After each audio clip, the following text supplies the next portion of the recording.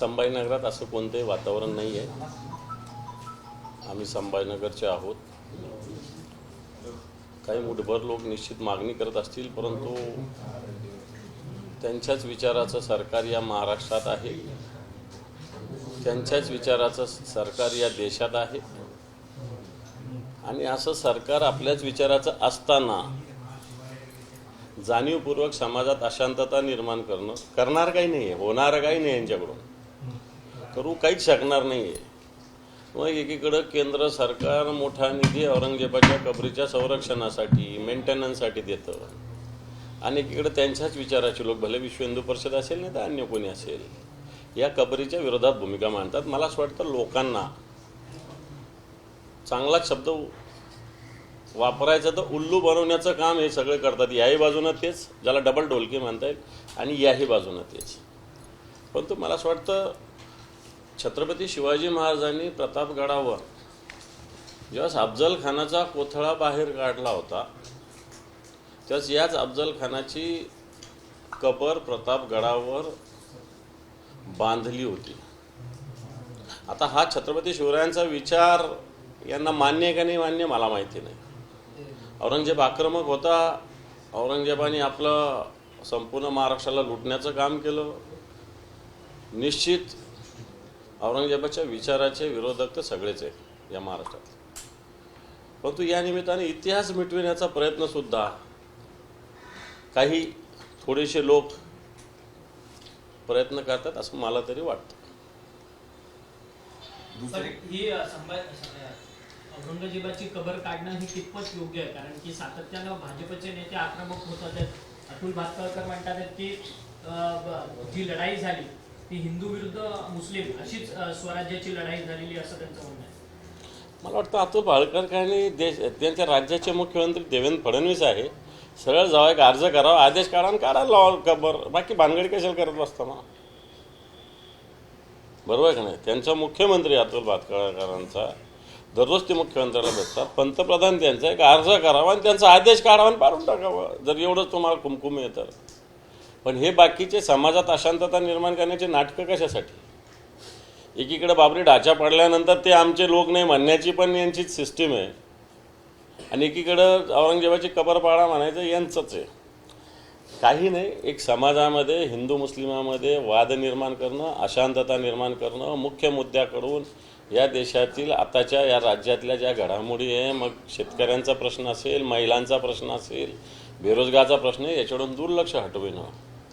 या राज्याची आर्थिक स्थिती 8,09,00,000 कोटीचं कर्ज या राज्याच्या डोक्यावर, याच्यापासून दुर्लक्ष करणं आणि मग असे विषय उपस्थित करणं, हा मला असं वाटतं यांचा धंदा या देशभरात झालेला आहे. आज त्या बाबतीत सामनाने चांगल्या पद्धतीनं रोखठोक भूमिका मांडलेली आहे की आज या हिंदुस्थानमध्ये अराजक निर्माण करण्याचा प्रयत्न ज्या पद्धतीनं भारतीय जनता पार्टीने त्यांच्या विचाराची मंडळी करते, मला असं वाटतं देशाला एक वेगळ्या विनाशाच्या खाईत नेण्याचा हा प्रकार आहे. पण सर, भाजपत मोहरम आता मोहरम सुरू आहे, सध्या मुसलमानांचा पवित्र रमजान सुरू आहे, पवित्र महिना त्यांचा सुरू असताना अशा पद्धतीने तेढ निर्माण होतोय. कुठेतरी आता राजकीय अशांतता निर्माण होणार का असा प्रश्न देखील या निमित्ताने होतोय. कारण की सातत्यानं नितेश राणे वादग्रस्त वक्तव्य करताना पाहायला मिळतात. नितेश राणेंनी तर थेट एक चुकीचा इतिहास समोर ठेवला की छत्रपती शिवाजी महाराजांच्या सैन्यामध्ये कोणी मुस्लिम सरदारच नव्हता. मला असं वाटतं नितेश राणेच्या विषयी बोलणं म्हणजे आपलं तोंड खराब करून घेणं आहे. त्यामुळे नितेश राणेंच्या विषयी तर मी मुळीच बोलणार नाही. कारण त्याच्या भूमिका ज्या पद्धतीनं खालच्या स्तरावर ज्या भूमिका व्यक्त करतात, मला असं वाटतं हे परिपक्वतेचं, मॅच्युरिटीचं लक्षण नाही. परंतु ज्या पद्धतीनं भारतीय जनता पार्टी या राज्यामध्ये, या देशामध्ये अशांतता, मग होळी रमजान असेल, आता औरंगजेब असेल, मग ते मटणाचं काय हलाल आणि झटका काय, मला त्याच्यातलं जास्त नॉलेज नाही, ते असेल, असे सगळे विषय निर्माण करून आज हे सरकार कामच करत नाही आहे. आज शेतकऱ्यांनी, बुलढाण्यातल्या एक आदर्श शेतकऱ्यांनी आत्महत्या केली. आज महिलावरचे अन्याय, अत्याचार तुम्ही बघा. बीडमध्ये काय घडलं, परवा काल एका शिक्षकांनी आत्महत्या केली.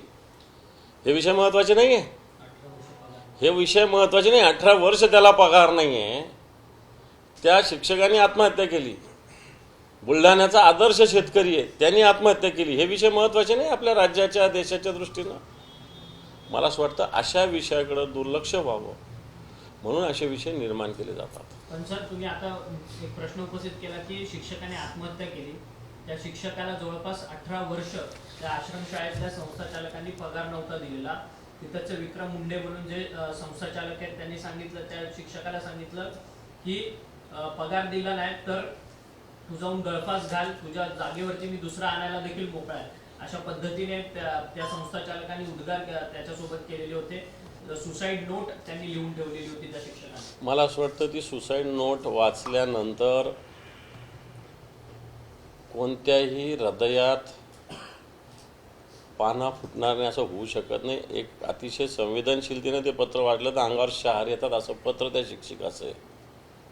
18 वर्ष विदाऊट पगार. एकीकडे शिक्षक मंडळी आंदोलन करतात विना अनुदान. खरं तर संस्था चालकाची जबाबदारी असते पगार देणं. संस्था चालकांनी शाळा काढल्या, संस्था काढल्या, स्वतः मान्य केलं विना अनुदानित आम्ही चालवतो म्हणून. विना अनुदानित जरी असली तरी शिक्षकांना पगार तेवढाच द्यावा लागतो जेवढा सरकार अनुदानित केल्यानंतर देत असतो. हे न करता मला असं वाटतं अशा संस्था 18 वर्ष शिक्षकाला वेट बिगारीपेक्षा भयानक आहे. नाही, वेट बिगाराला तरी चला 1000चं 500 मिळतं, 500चं 200 मिळतं. या शिक्षकाला तर 0 मिळतं. आणि म्हणून अशा संस्था चालकाला जेलमध्ये टाकलं पाहिजे सगळ्यात आधी. हे विषय महत्त्वाचे आपल्या राज्यामध्ये. आज किती शिक्षक आंदोलनात बसतात. मी सरकारने द्यावं न द्यावं याच्यात जात नाही, स्पष्ट बोलेल मी. भले विरोधी पक्ष नेता असले तरी मी काय सरकारने दिलं पाहिजे असं म्हणणार नाही. पण विना अनुदानित शाळा किंवा संस्था स्थापन करताना या संस्थेने जे काही ॲफिडेविट लिहून दिलेलं आहे त्याच्यानुसार यांना विना अनुदानित तर आहे आणि जे शिक्षक यांच्याकडे नोकरीला आहे त्यांना पूर्ण पगार द्यावा लागतो. हे देत नाही सरकारने. तर यांच्यावर गुन्हे दाखल केले पाहिजे आणि अशा संस्था चालकाला जेलमध्ये टाकलं पाहिजे सगळ्यात आधी. शिवेंद्रराजे भोसले यांनी म्हटलेलं आहे की काँग्रेसकडून कायमच छत्रपती संभाजी महाराज आणि शिवाजी महाराज यांचा इतिहास बदनाम करण्याचं काम केलं जातं आणि तसं षडयंत्रच काँग्रेसने सुरू केलेलं. ते त्याच पक्षात होते ना. आत्ता आले भाजपमध्ये 4 दिवस झाले. इतके दिवस कसा गोड लागला मग तो पक्ष. आत्ता सत्ता मिळाली म्हणून आले, राजे असले म्हणून काय झालं. शेवटी सत्तेसाठीच आले ना. दुसरीकडे साहेब लाडक्या बहीण जे आहेत त्या याच्यावर हे सरकार बहुमतावरती या ठिकाणी आलं, त्याचा गौरव झाला. मात्र कुठेही विविध खात्यातनं त्यांचा निधी हा लाडक्या बहिणीसाठी वळवण्यात आला असून सुद्धा 1500चे 2100 केलेले नाही आहेत अद्याप सरकारने. आणि दुसरीकडे एकनाथ शिंदे म्हणतायत की या लाडक्या बहिणींनीच मला लाडका भाऊ ही ओळख दिलेली आहे. मला असं वाटतं की सरकारने योजना केली त्याचं अभिनंदन आहे, शुभेच्छा आहे.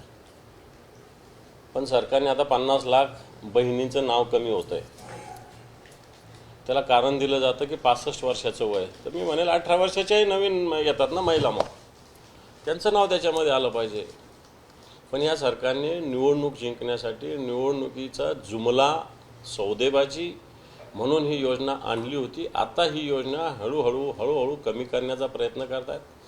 याच सगळ्यांनी आता बोलतायत उपमुख्यमंत्री एकनाथजी शिंदे की मला लाडका भाऊ, परंतु तुम्हीच 1500चे 2100चं वचन दिले. बजेटमध्ये आलं का?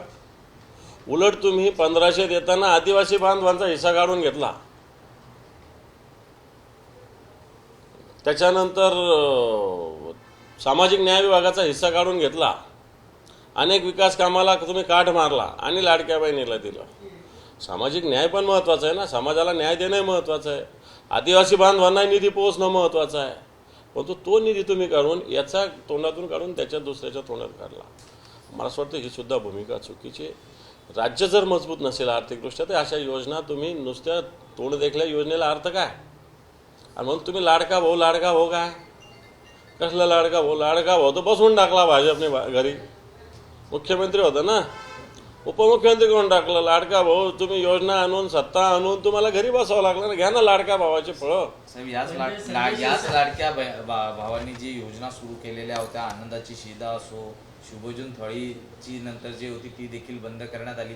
शिंदेंनी घेतलेले एक निर्णय हे कुठेतरी स्थगित केले जात आहेत किंवा त्याला निधी दिला जात नाही आणि ती आपसूक बंद केले जात आहेत. हे पहा, शिंदेने घेतलेले निर्णय रद्द केले जातात या भूमिकेशी आत्तापुरतं तरी मी सहमत नाही. राज्याची आर्थिक स्थितीच चांगली नाही म्हणून या योजना बंद केलेल्या जातात स्पष्टपणे दिसतंय.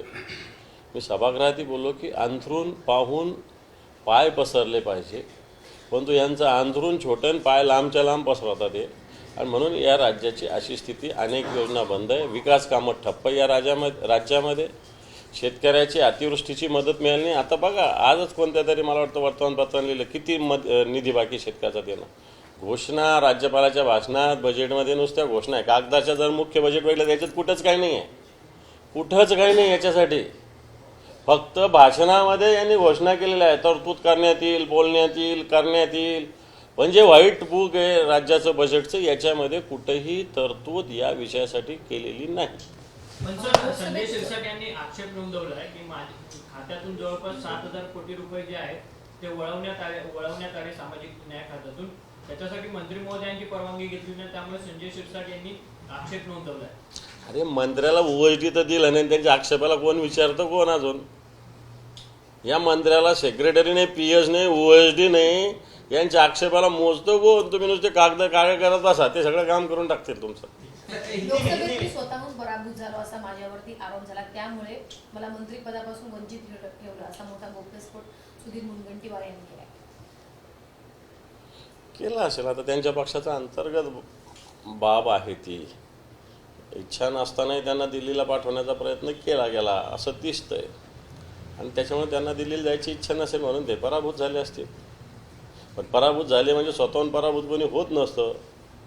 त्यांची तेवढी लोकप्रियता नव्हती, त्यांच्याच पक्षात अंतर्गत अनेक त्या ठिकाणी वेगवेगळे वादविवाद होते. मागच्या वेळेस त्यांनी हंसराज अहिरांना पाडला असा आरोप होता, आता हंसराज अहिरांनी त्यांना पाडला असा आरोप आहे. आणि म्हणून उगाच मी पराभूत झालो म्हणून याला अर्थ नाही. मला असं वाटतं जैसी करनी वैसी भरनी.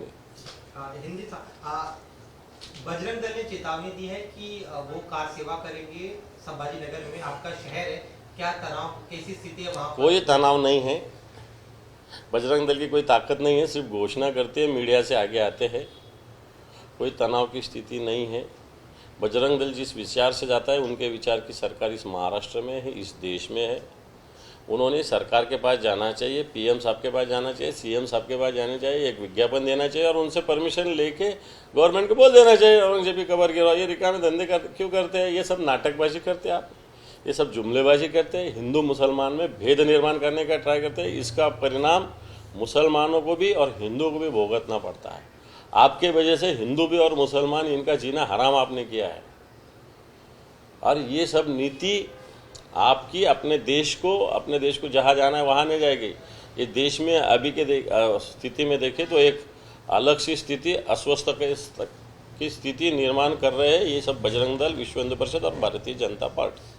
सर, आप कह रहे हैं कि ताकत नहीं है, लेकिन बजरंग दल और विश्व हिंदू परिषद तो ये कह रहे हैं कि अगर सरकार ने हमारी बात नहीं मानी तो बाबरी विध्वंस जैसा जो है वो हश्र होगा. एसआरपीएफ की टुकड़ियां डिप्लॉय की जा रही है वहाँ पर. कब्र खोद देंगे. ये देखो, उनकी सरकार उसको मदद देती है, औरंगजेब के कब्र को उनकी सरकार मदद देती है, सरकार का संरक्षण है उनके. इसलिए ये दोहरी बातें क्यों करते हैं लोग? वोट मांगने के लिए तो भाजपा के लिए घूमते तुम महाराष्ट्र में, देश में. तुम उनके लोग हैं, लोगों को क्या मालूम नहीं क्या सरकार को चेतवनी? काय की चेतवनी बितवनी? तुम्ही लोग सरकार में. ये जनता को गुमराह करने का ये प्रयास भारतीय जनता पार्टी इन संगठन के माध्यम से कर रही तो है. आप कह रहे हैं कि ढोंग रचने का काम ढोंग ढोंग ढोंग कुछ नहीं करेंगे, कुछ नहीं कर सकते. ये कुछ भी नहीं कर सकते. सिर्फ बताएंगे हम जाएंगे, 4 जन जाएंगे, 10 जन जाएंगे, 50 जन, कोई उनको वहाँ जाने भी नहीं देगा और उनके वहाँ तक पहुँचने की हिम्मत भी नहीं है. आप लिखित कब्रों को लेकर आप लोगों की क्या भूमिका है? क्या आपको लगता है होनी चाहिए, कब्रों को प्रोटेक्ट करना चाहिए, फिर हटा देना चाहिए? शिवाजी महाराज ने अफजल खान की कब्र प्रतापगढ़ पे क्यों रखी, इसका जवाब दो पहले. छत्रपति शिवाजी महाराज ने अफजल खान को मारा था, उसकी कब्र वही प्रतापगढ़ पे करने का आदेश दिया था. एक तो ये इसको हमने हराया, इसका एक प्रतीक रहता है. ये अफजल खान का पुतला हमने बाहर निकाला, इसका प्रतीक रहता है. इस औरंगजेब को हमने इस महाराष्ट्र में आके भी उसकी कब्र यहाँ हमने डाल दी, ये भी प्रतीक होना चाहिए. क्योंकि इतना लड़ा, हमको इतनी तकलीफ दी, लेकिन उसकी कब्र हमने यही गाड़ दी। ये बात क्या गलत थोड़ी है? तो आप ये कह रहे हैं कि जो भविष्य के बच्चे हैं उनको इतिहास पता होना चाहिए और इसीलिए कब्र का होना जरूरी है महाराष्ट्र में। ये देखो, मैं कब्र होना जरूरी बात नहीं कह रहा हूँ, मैं इतिहास की बात बता रहा हूँ। जो औरंगजेब छत्रपति शिवाजी महाराज, संभाजी महाराज, संताजी, धनाजी, तारामती, तारा रानी से लड़े, ये महाराष्ट्र जीतने, दक्खन को जीतने आया था औरंगजेब, उसको यही कब्र में सोना पड़ा है। ये इतिहास तो हिंदुत्व की दृष्टि से तो मायने रखता है, ऐसा मेरा कहना है। ये तो हिंदुत्व की स्वाभिमान की बात है। ये ऐसे में दानिश साहब, अगर इस हिंदुत्व के स्वाभिमान का प्रतीक के तौर पर अगर देखें जिसका औरंगजेब को यही गाड़ा गया महाराष्ट्र में, तो क्या अगर बजरंग दल वीएचपी उस कब्र को खोदने का प्रयास करेगी तो क्या ठाकरे सेना उनका विरोध करेगी? हम ये कोई किसके विरोध सपोर्ट में हमको जाने की कोई ज़रूरत नहीं है। सरकार उनके विचार की है। सरकार एक तरफ से संरक्षण देती है, सरकार एक तरफ से उस करती है। हम इसमें हमको कोई लेना देना नहीं है। हमने जो कहा है, इतिहास मिटाने का प्रयास ये कुछ लोग कर रहे हैं। अभी जैसा मैंने कोरटकर का बताया, क्यों कोरटकर के खिलाफ आंदोलन नहीं करते ये लोग? क्यों राहुल सोलापुरकर के खिलाफ आंदोलन नहीं करते ये लोग? क्यों अबू आजमी ने औरंगजेब की बाजू लेते, क्यों जेल में नहीं डालते लोग इनको? ये तो नाटक कर रहे हैं। इसका मतलब फिर ये तो नाटक कर रहे हैं। अबू आजमी ने औरंगजेब के खिलाफ बात की, क्यों जेल में नहीं डाला? सीएम ने फ्लोर पे बताया कि हम उसको अरेस्ट करेंगे। किया? कोरटकर नागपुर का, संभाजी महाराज शिवाजी महाराज के बारे में गलत बात करता, किया उसको अरेस्ट। राहुल सोलापुर शिवाजी महाराज के पराक्रम के बारे में शंका उपस्थित करता है, किया उसको अरेस्ट। ये बातें का जवाब इन्होंने बजरंग दल, विश्व हिंदू परिषद इन्होंने देना चाहिए और बाद में औरंगजेब की कब्र निकालने को जाना चाहिए। मेरा ये आपको लगता है जो स्थानीय निकाय के चुनाव आने वाले समय के हैं, उसके पहले ही धार्मिक ध्रुवीकरण की कोशिश अभी से हो रही है बीजेपी या उसके? ये देखो, बीजेपी अभी जिस तरह से जा रही है, इस हिंदुस्तान को बंटवारा करने की तरफ लेके जा रही है। हिंदू मुसलमान, मराठा ओबीसी, उत्तर भारतीय दक्षिण भारतीय, ऐसे सब प्रयास कर रही है। बाकी उनको देश से कुछ लेना देना नहीं रहा, विकास से कुछ लेना देना नहीं रहा। अमेरिका में इतना अपमान हुआ मोदी का, वो जेलेंस्की को लेने को ट्रंप आया, लेकिन मोदी को देखने तक नहीं आए। अपमान ही हुआ। ये नहीं समझ रहे उनको। अपने लोगों को हथकड़ी डाल के, पैर में हथकड़ी डाल के इधर हिंदुस्तान में भेजा अमेरिका से। ये इनको अपमान नहीं लग रहा है? ये इनको अपमान नहीं लग रहा है?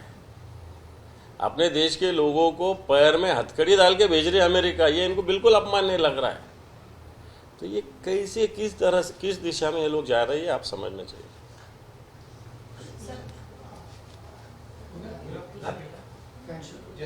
आता बस झालं नाही प्रदेश अध्यक्ष जयंत पाटील यांनी आपल्या कार्यकर्त्यांना हॅलो जय शिवराय म्हणायचे आदेश दिले आहेत, कसं पाहतो त्यांच्या? चांगलं आहे ना, जय शिवराय तर प्रत्येकाने म्हटलं पाहिजे। या महाराष्ट्रातल्या काय देशातल्या लोकांनी जय शिवराय म्हटलं पाहिजे। आम्ही जय महाराष्ट्र म्हणतो। नहीं, प्रश्न सवाल ऐसा है कि कुछ समय पहले सुधीर मुनगंटीवार ने उनके डिपार्टमेंट के लिए वंदे मातरम कहने का जीआर निकाला था और अब जय शिवराय की बात जयंत पाटिल कहते हैं।